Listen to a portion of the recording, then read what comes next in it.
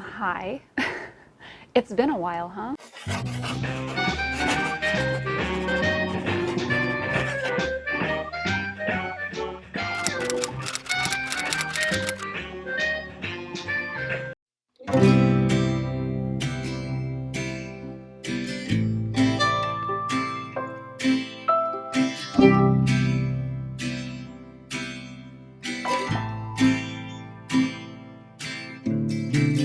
The fall is coming, I can feel it.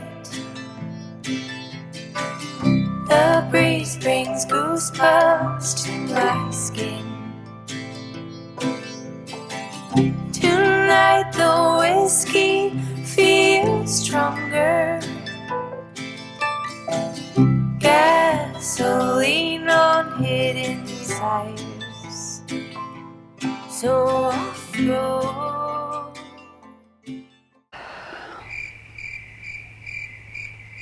Okay, I recently had a really fun day with my future mother-in-law, and we visited some of the local bookstores here in St. Louis, and I thought I would share with you some of the treasures I found and just kind of share their names, because if you're in St. Louis or visiting, they are worth your time to stop in. So as someone who has not one but 2 degrees in English literature,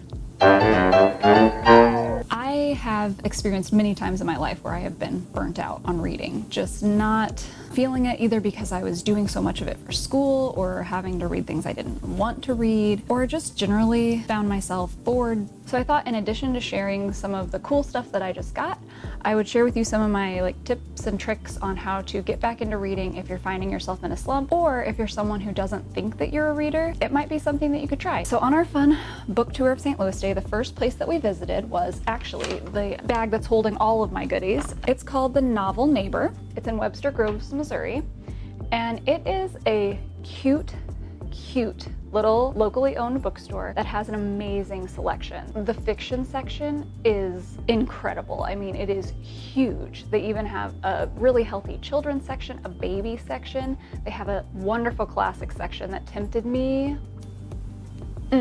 When I say that I had to remind myself that I already have 57 copies of Pride and Prejudice, I had to remind myself. That's how cool this bookstore was, that they had versions of classics that made me want to buy them again. I'm an easy sell, but I thought it was a really amazing place. Just a really great, friendly atmosphere. The sellers there were very open, willing to help if we needed help. Also really good with recommendations.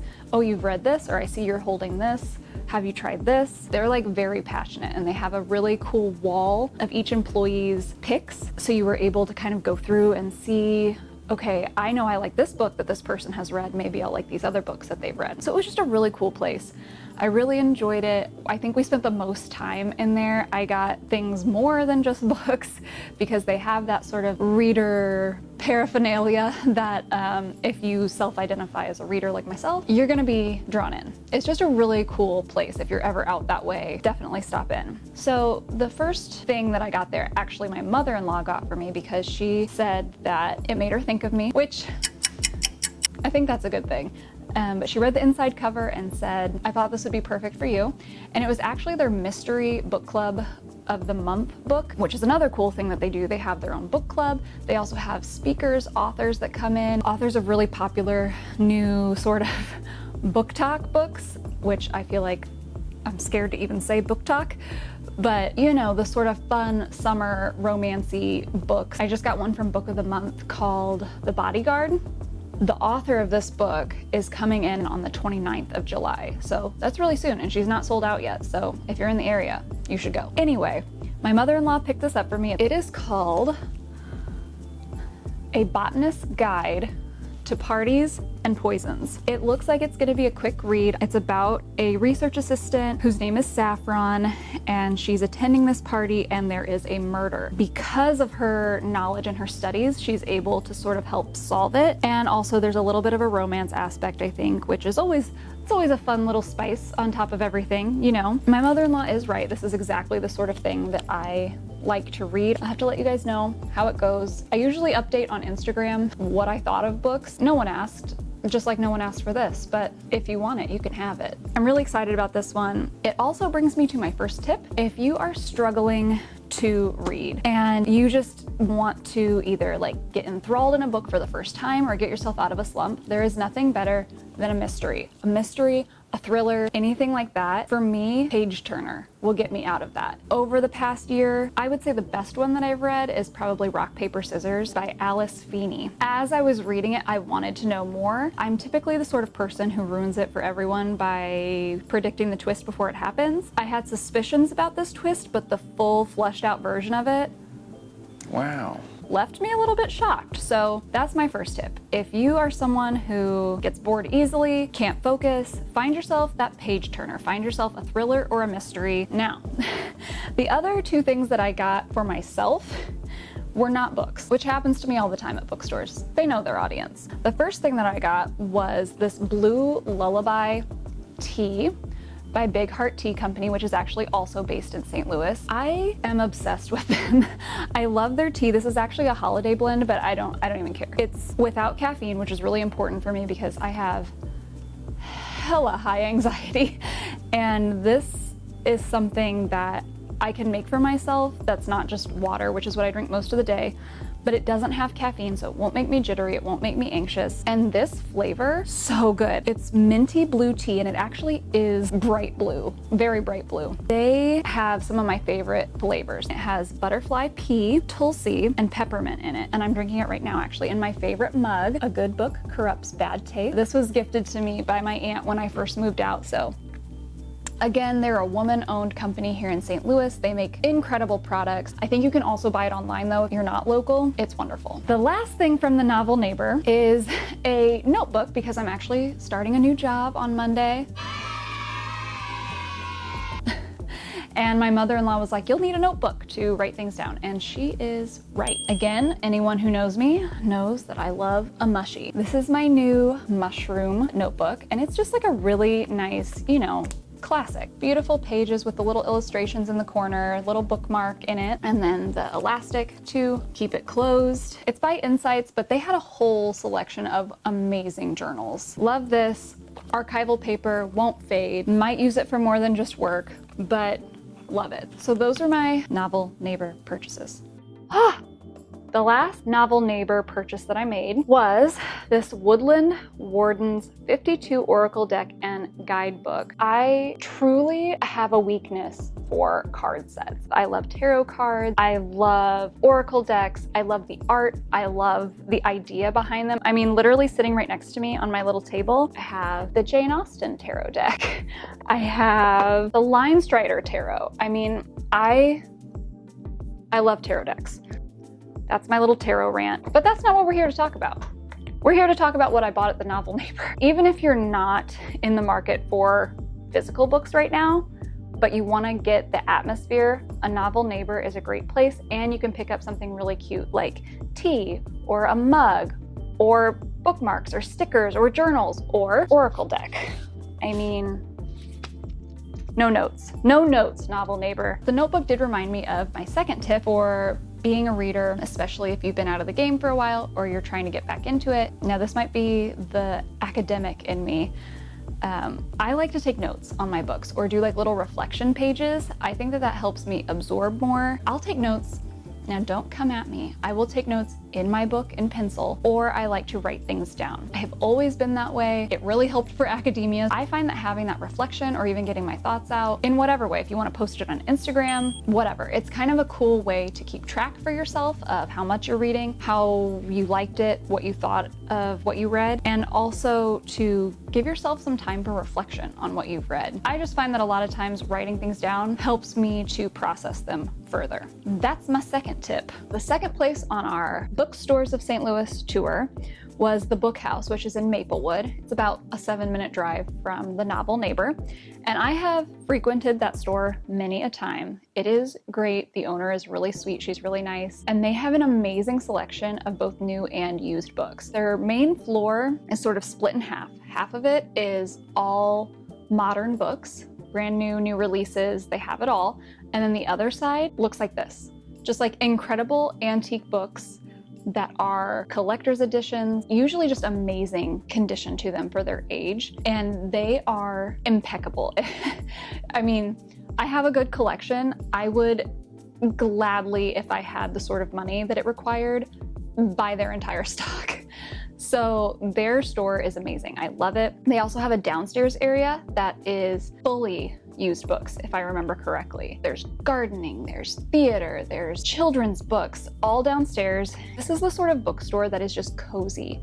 There are books stacked on the floor, there are chairs, there are nooks for you to sit down, read, take a minute, actually look at a book before you buy it. Amazing comfy level, just top notch. We love it. We went there, had a little look around. They have a ton of clearance stuff too. So I did pick up a clearance item, and it is an old book. Of course it is. Of course it is. I don't have enough. I'll never have enough. Don't come at me. I don't have enough. So this is Memoirs of the Courts of Europe, Empress Josephine II. I'm a sucker for an empress. So when I saw this out there listed for $3, it was actually in their outdoor part of their store. $3, obvious choice. It does have an inscription on it for who it was given to, and look at this illustration already right off the bat. I mean, this is a bit of me. Had to pick that up. There were about 9,000 other things that I wanted. However, they are a collector's store. They typically price fairly, but they know what they have. So when they have a beautiful edition of Pride and Prejudice, they're gonna price it like it's a beautiful edition of Pride and Prejudice. If you're gonna go in there for collector's items, you have to have that in mind, that you are buying from a collector, from someone who knows what they have. You're gonna pay a fair price, but it's gonna be pricier than if you just happen to find something at an auction or an estate sale, something like that. And I think the highlight was that they had not one, but 2 bookstore cats. I am obsessed. If you have a cat in your store, I want to live in your store. If you have a dog in your store, I want to live in your store. I will buy more things because of your cute pet than I can describe. Very much recommend that store, especially even if you just want to look. I hate to say that.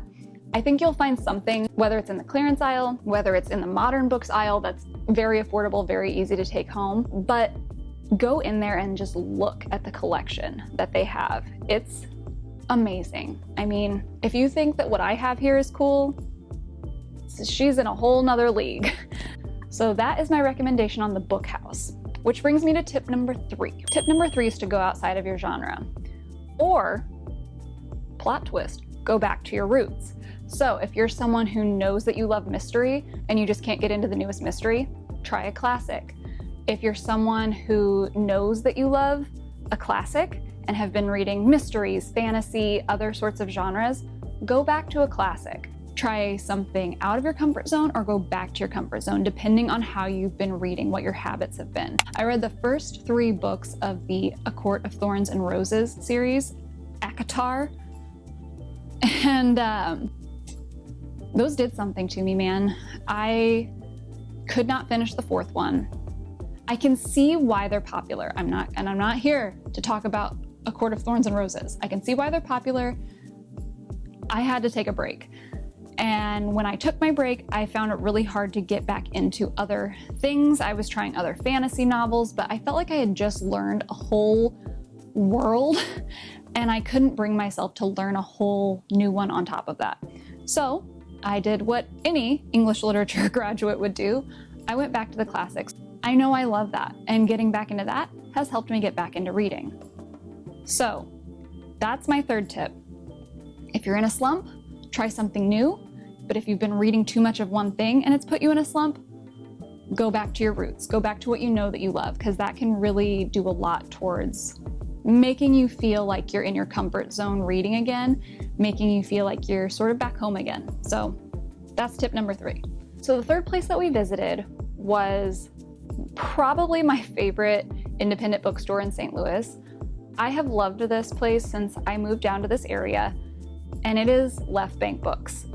Almost anyone who lives in this area is familiar with it. It's in the Central West End, and it is, I mean, activism, beautiful new releases, used books. It has everything. A blind date with a book. It has a table downstairs where you can sit and read. It just has everything. They have authors that come to speak, big authors. I think I saw David Sedaris there once. and he signed a book for me. And they are vocal, they are activists, they speak out for Black Lives Matter, they speak out for reproductive rights, they speak out for LGBTQIA. They are an amazing place. It's a safe space, truly. And they're still wearing masks, which is great. I love that. They just really create an environment where you feel cared about. And so, of course, I walked away with 2 purchases from there. Usually, this is how they get me. I truly usually purchase from their recommended by the staff. Their staff, I don't know who they are, but they're my kind of people because they have the best recommendations. So the first thing that I picked up was Lady Killers. And Lady Killers, I'm not typically someone who likes true crime. I don't really like horror. So why, right? I picked up Lady Killers because it reminded me of a podcast that I listened to religiously called Supernatural with Ashley Flowers. Sadly, she no longer records it, and it ended kind of abruptly and broke my heart. But I read the first few passages of this, and it gave me Ashley Flowers vibes, the way that it's told, the way that she goes into these stories. There's also amazing illustrations by Dame Darcy for each of the women. And sometimes you just need a good short story. So I picked this up, couldn't resist. It was in there recommended, like right at the front. The cover drew me in. I know you're not supposed to judge a book by its cover, but we all do. So the cover drew me in, and then I stayed for the style, the narration. I'm really excited about this one. The last thing that I picked up is also a left bank purchase, and it was in the staff recommended section, as per usual, new and notable fiction, with a little blurb that just, I read the inside flap and I was sold. So this is it. The Cat Who Saved Books. So it is about a awkward high school student who is about to shut down his secondhand bookshop that he inherited from his grandfather. And right before it shuts down, he meets a talking cat who has a request for him. Now, talking cats are not for everybody, but they are sure as for me. So I just couldn't resist, but I'm really excited about this one. Okay, so my 5th and final tip has to do with what's sitting next to me here. And it is, if you are in a slump, try a new format. Try an audiobook, try an ebook, try a physical book if you're used to one of those 2 options. This is my favorite thing ever. It was recommended to me by my soul sister, Rosalie, and it is a Rakuten Kobo. It is a Rakuten Kobo Libra 2. Yeah, Kobo Libra 2. And mine's got a case on it right now, this like lilac thing, but it's like a sleep case. And you can see what I'm reading, which is, if it opens, Rebecca, and it opens straight up to the page. I love this. It is a game changer. Here's why I like it over Amazon. There's no annoying ads. There's no annoying, like, bloatware, basically, like you would find on a Kindle or sometimes even a Nook. This is pure reader experience. It's about you and the books that you like. It gives you recommended books. They have a really open store that you can truly buy anything that you could find on Amazon. It's international, so I recommended it to my friend in the Netherlands, and now she has one. Recommended to my friend who was running out of bookshelf space. Now she has one. We all love it. It's great for travel. I took it to the beach. I take it in the car. If Tucker is driving, I take my time and sit and just, I love it. It has built-in, I don't know if you can see, it has built-in brightness, so it's adaptive. And if I open it in the dark and I've had it on the flat, it'll automatically open up to like just a little bit of light so that I can see it. It also has this really cool feature in the corner where you can see how much you've read, how long it'll take you to read the chapter that you're on, how long it's going to take you to read the rest of the book, how you're doing so far stats wise. Plus it gives you a stat of all of your books that you've read. And I've got so many on here. It's 32 gigabytes of space, so it's very roomy. I am in love with it.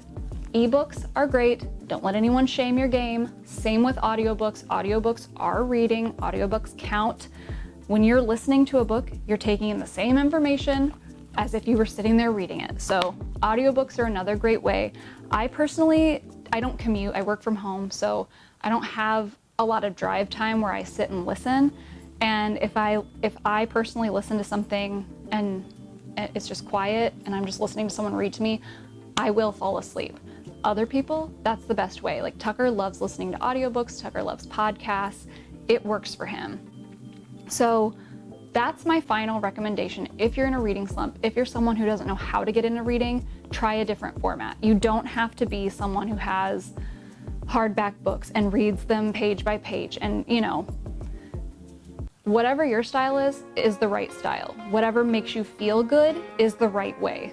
And that's it. That is what it is. Those are my words of wisdom. I was really grateful to have a day with someone who gets me and who does bookstores like I do bookstores, and to be able to see some of the really cool, fun stuff that the city has to offer. And I hope too that I have made it clear that I think that reading truly is something that is very personal and something that you shouldn't shame yourself over, whether it be the format that you are partaking in, whether that be you're not a huge reader, whether that be you would prefer to do another quiet activity.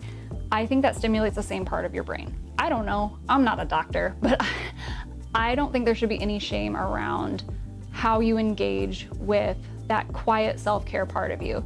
But if you would like for it to be reading, I hope that my tips gave you some ways to do it. It's just what works for me. If you have other ways, please leave it down in the comments, because I am always looking.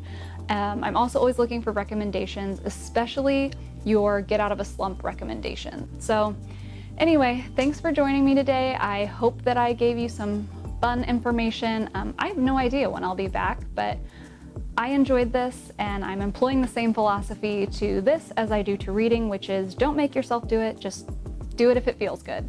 So thank you guys so much. I hope that you have a great rest of whatever, your week, your day, your life, and hopefully I'll see you soon.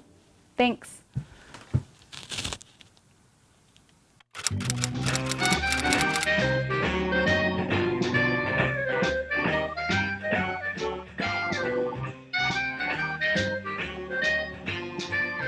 I'm looking right now at what appears to be a 32-pound hairball that somehow came off of Evie. So, come here.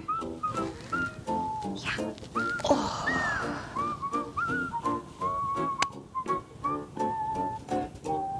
Oh, thank you.